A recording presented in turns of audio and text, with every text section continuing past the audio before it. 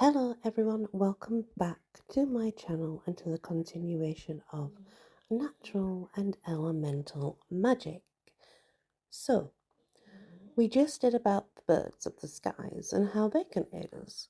We're now on to different animals, which are more common, I guess. You may have heard of these types of animals, since they are more common. The power of the toad.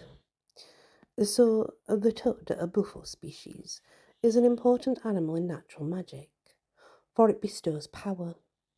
Toads can live both on land and in water, and thus symbolize the power of transformation from one shape or one life form into another.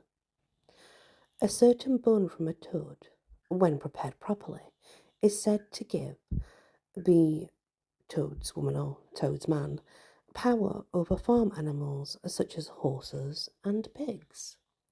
It also gives a woman or a man power over a woman, or it will give the man or the woman sort of power over their partner, I suppose is the best way to put it. It can provide the user with the ability to see into the dark and to see the colour of the wind as well as to smell it. The bone is obtained by putting a dead toad in an anthill until only the skeleton remains. Then take the skeleton at midnight to a stream that runs from north to south.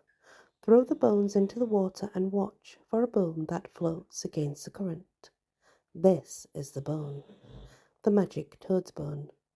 Such bones are worn on the body, strung together to make necklaces, or carried in a special way by practitioners, especially those who do horse whispering, whose powers of controlling untamable horses or curing sick ones are said to be sort of legendary. Not that I've ever seen that myself, but yeah. The serpents. And as you know, many people are frightened of snakes. And this is wise because certain species of snakes are the most poisonous animals known. But snakes also have their good points. In the Baltic countries, the snake's non-poisonous ones, grass snake mainly, is a holy animal, which can harm no one. They are fed ceremonially at certain sacred festivals, and, in former times, were looked after by the priestesses. They would tend the holy fires in the evergreen and the oak groves. Because serpents shed their skin periodically and are thus renewed, they symbolize rebirth and healing. Because they're renewed, they renew themselves. The symbol of the medical profession is the staff and the serpent of the Greek god of healing. Cats and dogs. Cats and dogs are most sort of the immediate animal helpers that we think of, aren't they? Because they're the most common domesticated animals. In the natural magical tradition, cats, dogs, and other animals that live with us are very close to humans, not just as pets, but we use them as sort of like our family, and they traditionally do become familiar, as in a familiar animal. The image of the witch's familiar, recalled in countless images, simplifies and distorts the relationship between nature, magicians, and their animals. Familiars are animals with which an individual has a mystic rapport with, true animal helpers on a spiritual level. I mean, that's what's important on a spiritual level. I mean, it's more than just ownership. Cats are particularly magical animals. They are domesticated in North Africa in prehistoric times. They've lived with humans for countless generations. So, I mean, cats do go back all the way to ancient Egypt, don't they? And let's be honest, humans worship cats. And now, when we have a cat, we still worship them, right? A cat will do what it wants and say as it pleases, I suppose, in its own way. And dogs are more loyal and obviously they like the attention and stuff, but if you haven't noticed, cats are definitely different. They're very independent. But back in ancient times, when cats died, they were mummified, they were laid to rest, and it was very lavish, the tombs that were made. Many wonderful statues of Egyptian sacred cats, they still exist. European folklore sort of ascribes exceptional powers to cats. For instance, cats are independent.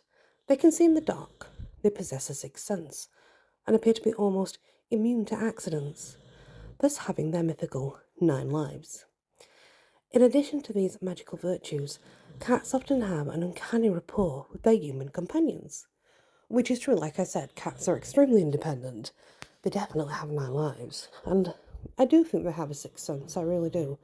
And cats are those type of animals that know when we need them, but they also know when they need love. And if they don't want to be bothered, they will go away and sit in a corner and just be like, you can look at me, but you can't touch me. They're those kind of characters, And dogs have been around humans for as long as cats, perhaps longer. They too are thoroughly domesticated, though their origin is actually wild. I mean, wolf-like, obviously. Dogs are less independent than cats. They are fiercely loyal and can be trained to be obedient and serve their human masters. Dogs are kept as companions, guides, and guards, as well as for helping humans in hunting and other sporting activities. Not hunting now, as it's illegal. Because of this, the dog's magic is guiding and protective. Horses. Because human beings have bred horses, mainly for riding, horses like cats and dogs have a special relationship with us. In ancient times, sacred horses were kept in temple enclosures among the Slavic and Germanic tribes in mainland Europe and England. They were honoured and well treated, and no man was allowed to ride them. Symbolically, the horse is the carrier of shamans and magicians to the other world. Cattle, wild cattle like bison and buffalo, or even like your normal cows, let's say that we have on a farm and things, animal helpers, they assist us magically in breaking through difficult barriers. Domesticated cattle are symbolic of wealth. In the days before money was invented, wealth was often measured by how many head of cattle a person possessed. This primary importance of cattle in ancient society is recalled in ancient writings. The first and most important letters of the Hebrew, Greek, and runic alphabets, which signify disposable wealth, have the meaning of cattle. The actual characters are derived from a pictogram of a horned cow's head. Swine. Yes, it's swine, but we know that as a pig. You can call it a swine or a pig, regardless, it is what it is. And some religious, they do consider that pigs are unclean beasts. The pig's always been played, though, as an important part in European spiritual world. Traditionally, pigs are used to find things in the earth, digging in the ground for the tasty truffles. They're buried treasure, aren't they? Because they're lovely. Sacred to the Greek harvest goddess Ceres, the Celtic goddess Ceridwen, and the Norse fertility deities Freya and Frey. They were also valued by the early Christian monks who followed Saint Anthony of Egypt. Rabbits and hares. The rabbit, this is about fertility and cowardice, but the hare is far more attractive. A sacred animal of the ancient Celts, the hare is the epitome of speediness and is magically connected with the moon. The hare, its former magical pet name, was Pussy, and has been wholly transferred now to cats, so we call cats pussycats now, but it originally was the hares. With cats, hares are the animals most likely to be a wise woman's familiar, because they seem to bond well. Bears, wolves, and other wild beasts, even lions, they play an important role in the European martial arts, which have traditional styles of fighting based on the movements of those type of animals. In ancient times, young men wishing to join a warrior fraternity, they have to undergo an initiation. This would test them, and it would involve like stalking like an animal and killing the animal, the use of metal weapons, but it would also test them on how they would use the animal afterwards to make sure that they knew it was sacred and they had to be grateful for what they had, and they would use every part of the animal. And by killing this beast, the young warrior established his magical identification with it and his right to be a member of the animal warrior bond that they had. Later, during the age of chivalry, the animal connection existed in the epithets of medieval European kings, such as Richard Sieur de Lyon, Lionheart of England, and Henrik de Loo, the Lion of Saxony. In European heraldry, these animals appear on the shields of various families and cities as their guardian beasts. When we develop a rapport with our animal helpers or draw on animal powers in martial arts, we remain human. We are usually in the control of these powers, but they are not without danger. The old Viking warriors, the berserkers, often they cross the borderline between control and possession. There are many accounts of these fearsome fighters who took their power from the bear, losing control and running amok, from which comes our modern phrase, going berserk. This was often dangerous, and men under bear's rage often killed friends and family, unable to distinguish friend from foe. Legends of men who revert to wild beasts, being transformed into real wolves, go back to at least ancient Greece.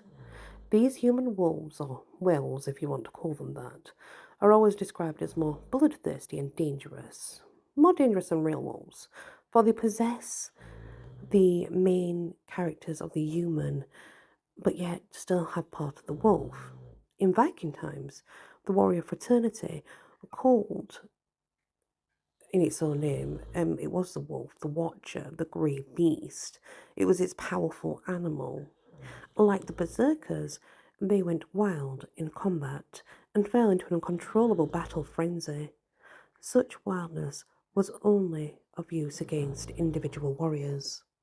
When the berserkers and the wolves came up in later years against the controlled discipline of knights and men-at-arms, they were defeated.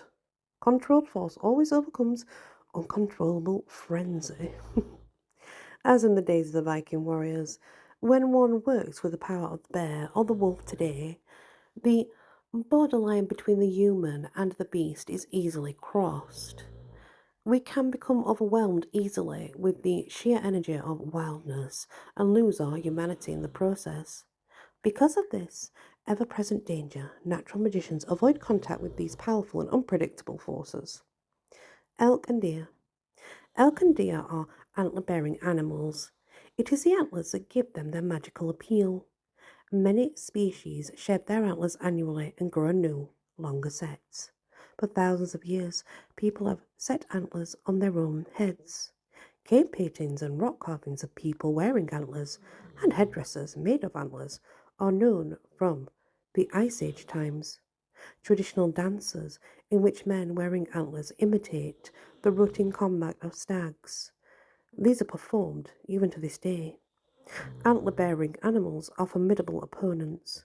Symbolically, the antlers and simplified antler-based shapes are magical emblems of security that ward off both physical and psychic harm. Items made from antlers also hold this energy within themselves. They use of things that need secure closing or holding, such as bottoms or handles of walking sticks. Antlers are also useful for making protective talismans. And that is everything that you kind of need to know about the most common animals. Of course, there are mythical animals too, and that's not uncommon. But the mythical animals is more on a spiritual level and definitely not on a physical level. That's why I haven't gone into those. Thank you for listening to this episode. Sorry about the dog snoring. She has a big nose and she's a chubba chub, so she's pretty loud. She's fast asleep, so that's just Storm. Anyway, guys, please hit the like, share if you can, and if you've not yet subscribed, please consider doing so. Many blessings.